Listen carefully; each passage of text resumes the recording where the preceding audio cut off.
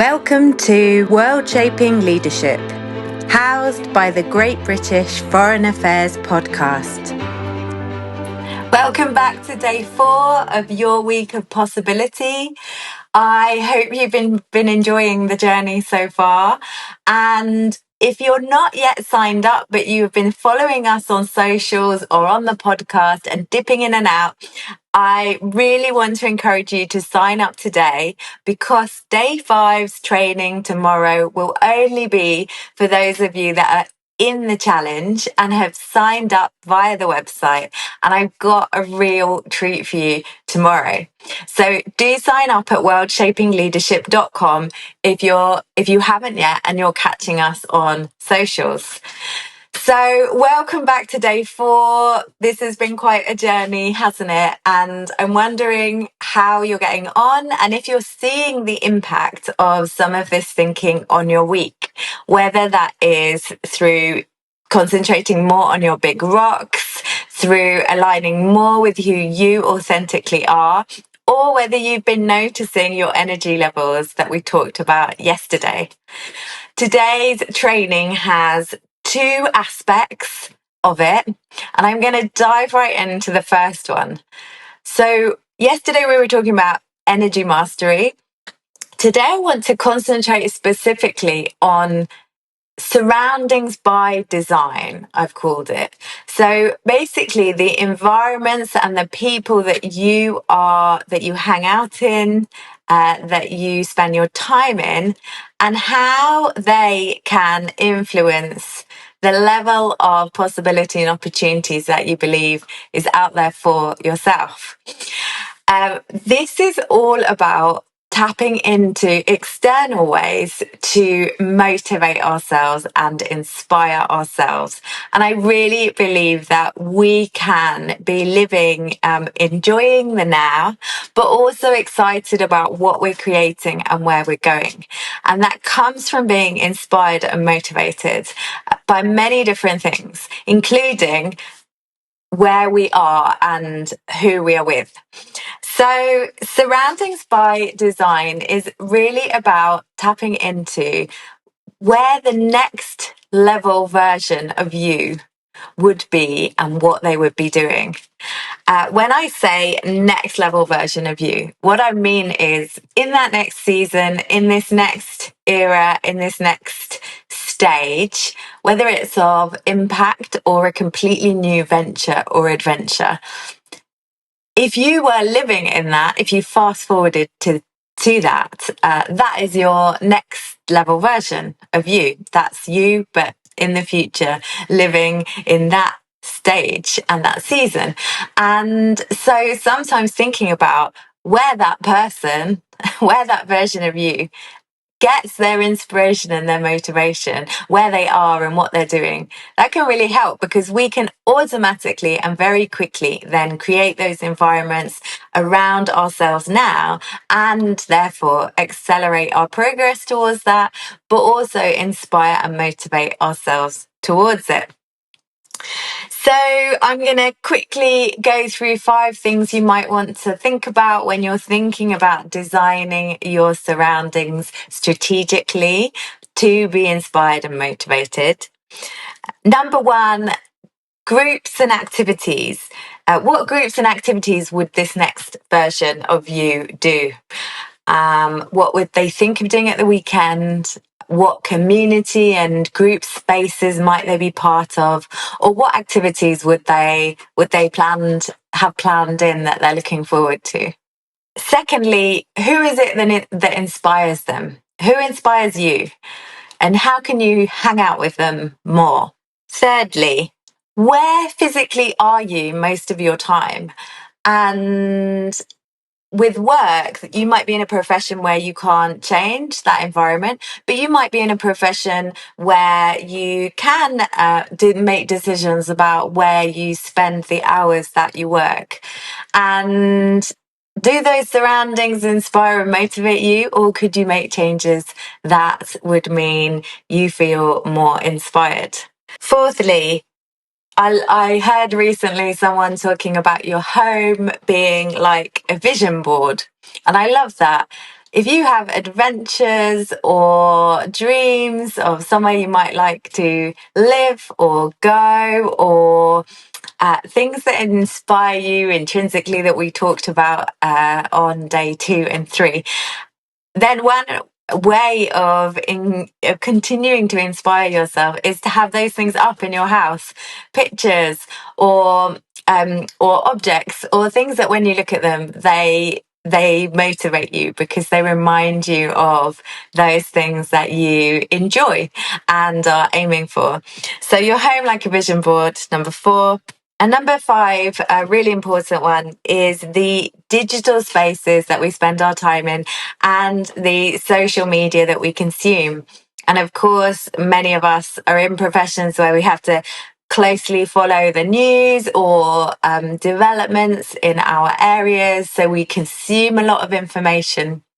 But in terms of perhaps your social media or the things that just appear when you open your phone, how could you curate that a bit more purposefully so that it is material or prompts or quotes or anything that just inspires and motivates you and lifts you up? And spending a little bit of time on that is so worth your while in terms of the impact it can have and the surroundings that you are putting yourself in. So that's the first concept for today, surroundings by design. And I really hope that there are just a few tweaks that you can make to your surroundings that mean you come away more inspired. Before I go on to the second concept for today, I just want to quickly share with you something for those of you that if you following this week or in general in terms of where you've just come from in your last season, if you are thinking about wanting a bigger transformation, a step change, or a spring pad to leap off from, and you are ready to make an investment into that, then I want to share my one-to-one coaching package that I'm currently offering. It's a 3-month package and it's called Wonderful World, Wonderful Life. And this is really for accomplished professionals, so people that have invested before in their level of skills, what they've achieved, what they've done, but are really ready for that next venture or a shift in impact to be really legacy defining impact, or a complete lifestyle redesign. I have combined the work that I've done with national leaders and with not-for-profit leaders, as well as coaching qualifications I hold. And I've developed a unique methodology that is crafted around 3 invitations. And the 3 invitations are to realign, the invitation to realign, the invitation to reimagine, and the invitation to re-energize. And I've created a really exciting 3-month personalized package, which involves individual breakthrough sessions all around moving out of the way the things that are holding you back from your next stage and getting really clear on what those things are that you are aiming for and working towards. Then there's a fantastic bit in the middle that is personalized challenges or boot camps that really inspire action. So it's quick, inspired action that that we craft together and you're held accountable for, so that you can move very deliberately into this next stage. No holding back and no coming out of the program with a ton of things to implement you never get round to. It's baked into the program. And then the third stage is joining a group day retreat in Paris, which is really about expanding your horizons, your level of energy, and your plan for how you move forward. I'm Really excited to offer this to a new set of people. And if you're interested, just go to worldshapingleadership.com/coaching and you can read more about the package and you can see what the next steps are on that. So back to the concept, the second concept for today. And this one, as you may have seen in your planner, is about rest and relaxation. And I'm sure you might be feeling after this challenge like you need some of that. But of course, we all need some of that within our weeks. And I'm just going to cover a few points about rest that are really important for us as we think about rest and relaxation in our weekly schedule. So the first one is recognizing the difference between restorative rest and simply rest that actually we get to the end of it, but we're still feeling quite drained and quite tired. And you'll know that the activities that feel restful to you, but also feel restorative. And that's a really good thing to be thinking about with the planner. I also just want to flag that some activities can be the same activity, but we can do it in a way that really restores us or a way that doesn't. And I think sitting down to watch TV is a really good one of that. We can do it where we just turn up, rock up, put the TV on, watch something not very interesting, and our state is low energy and we're not motivated at all when we finish that period. Or we can be very intentional about what we're watching, how we're watching it. Are we having a snack in the middle that feels like a treat, feels like a celebration at the end of the day? And so that is really important. Which activities do we do when we need to rest? And are they done in a way that is purposeful and therefore we really end them feeling rested and ready for something new? Secondly, I want to highlight that rest is a really important transition state from when we are in a place where we are very adrenaline filled. And I mean, ideally, we're not living in that state all the time. And ideally, that just comes every so often, as it does, stress or adrenaline fueled activity. But when we've been in that state for a bit, we cannot transition straight into being inspired and motivated and creative. It's just not possible for our bodies to do that. And we have to use rest as a way to transition through to that. So if you found yourself in a period just recently where you have been using adrenaline a lot to get yourself from one thing to another, and you're really in this high adrenaline state of productivity, but also of action, and quite tense, then you can really use rest as a stage to transition through to get towards this space of inspiration and motivation that we've been talking about earlier today. So the importance of rest as a transition. I've just got two other things to say about rest. I had some really, really useful advice given to me when I had come out of a period of extreme busyness and having to achieve things. And the person said to me, slow down slowly.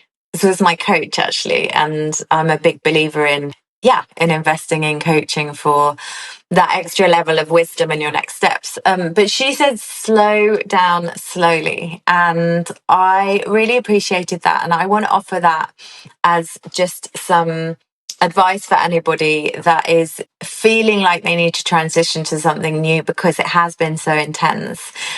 Just use that so that you're very kind to yourself as you try to do that. And I know that you will be able to make it to the other side. And then lastly, I love the idea of rituals or habits that signify to ourselves that we are transitioning into a restful and restorative time. So that can be, these are tiny things, but they can simply be a certain time in the evening when we say, okay, we're moving out of the productive and the to-do time.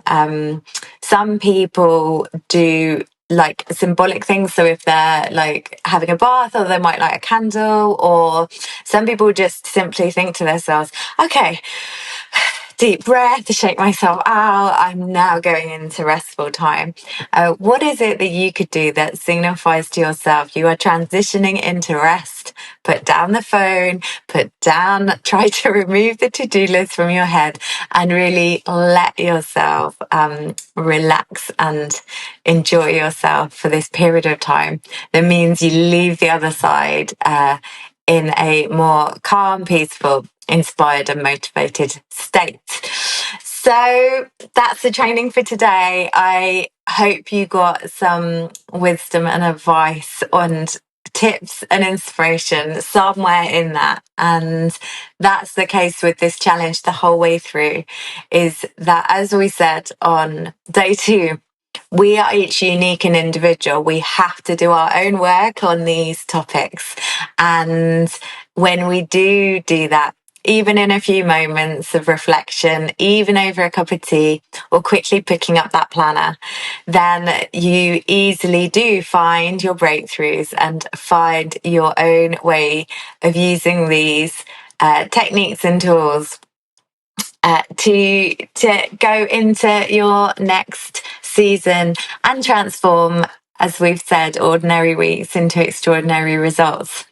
So join me back here tomorrow for the training that is only for those of you that have been doing the challenge. I've got a really beautiful concept I want to share with you.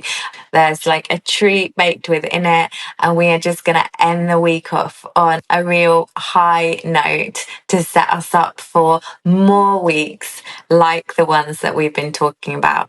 See you tomorrow. Thank you for listening to the Great British Foreign Affairs podcast, where Britain meets the world.